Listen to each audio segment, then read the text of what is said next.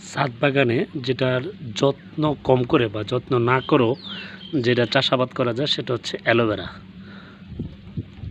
একদম দেখতেই বোঝা যাচ্ছে এগুলোকে তেমন একটা যত্ন করতে হয় না, জাস্ট ছাদে যাতে ক্ষতি না হয় সেরকমভাবে একদম শেডের উপরে এটা চাষ করলে ভালো ফলাফল পাওয়া যায়।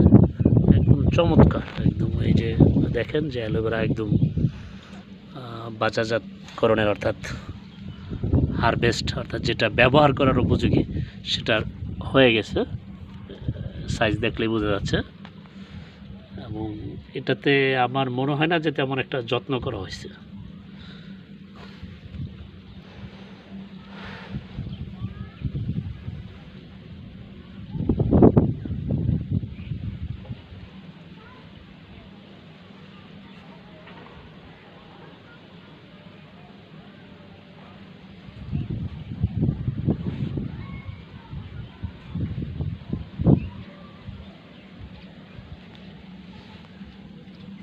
থানকুনি পাতাও আছে অ্যালোভেরার সাথে।